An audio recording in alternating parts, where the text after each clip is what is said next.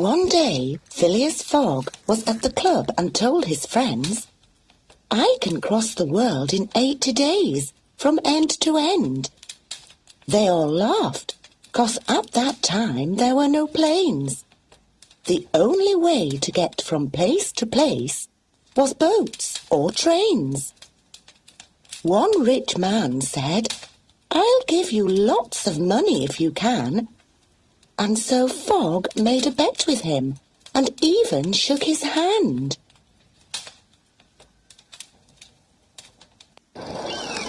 Phileas Fogg immediately went off upon his trip, and with his good friend Passepartout, he got upon a ship.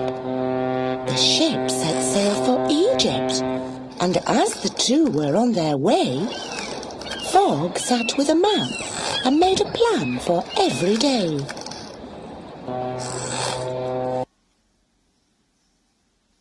In Egypt, they saw pyramids and the famous Sphinx. The statue with a smile so slight, you don't know what it thinks. A strange detective stopped them there, a frown upon his face. But before he could ask anything, to India they raced.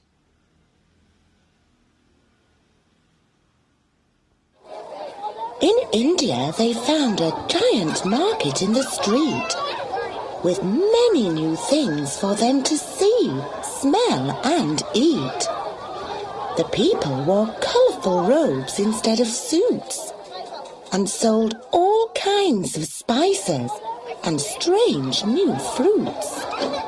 But they had no time to try everything in sight. The train for Calcutta was leaving that night.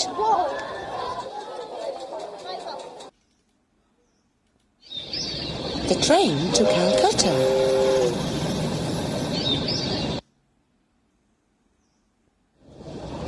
The train was so full, with many people inside, with a peacock and 2 goats along for the ride. But when Phileas picked up the paper, he read that the train was heading somewhere else instead.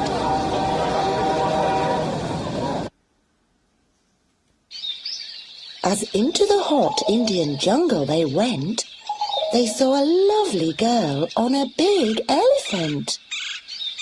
"My name is Aouda," she said, full of smiles.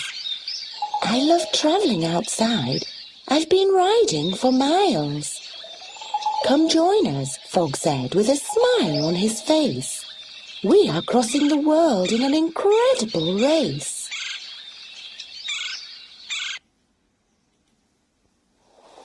And so Aouda went to China with Fogg and Passepartout. And Aouda said to Fogg, "I really like you." Fogg fell in love with her too, and so he told his lady friend, "Let's go on with our journey and get married in the end."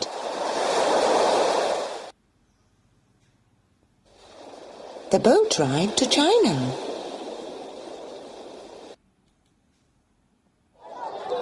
In China, the first thing they could see was the Great Wall.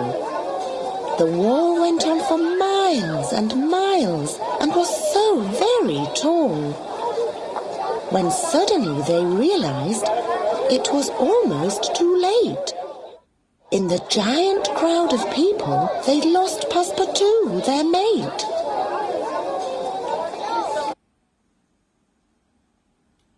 They searched all over China, looking for him everywhere, and continued to Japan, in hopes that Passepartout was there. In a village in Japan, people gathered all around.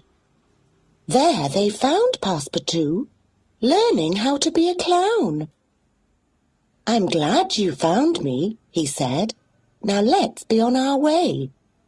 For the journey's still long. Let's not wait another day."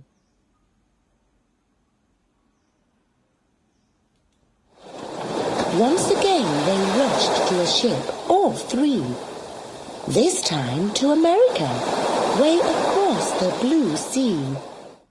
Aouda was thrilled to see flags red, white and blue. For visiting the USA was like a dream come true.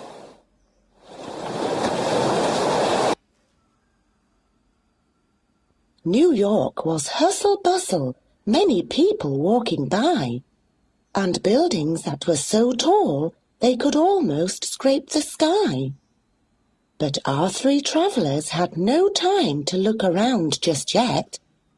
By Sunday they must be in London or they'd lose the bet.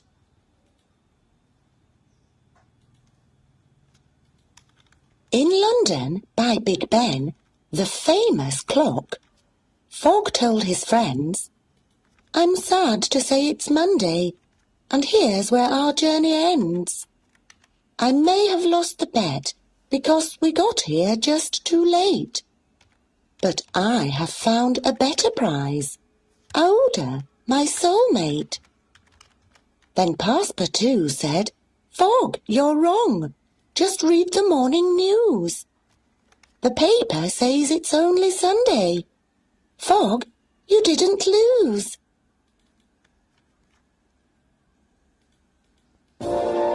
They quickly ran off to the club to claim their rightful prize.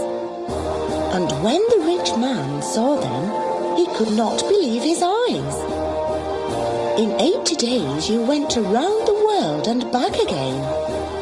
He opened up his wallet and paid Fogg right there and then. The world is round, and that is why the rich man had to pay. 'Cause when you go around the world, you gain an extra day.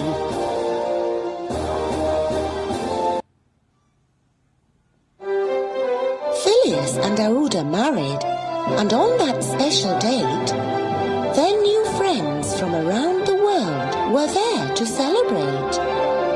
Their joy was endless as they danced all night at the wedding ball. For more than money, they'd won love, the greatest prize of all. The end.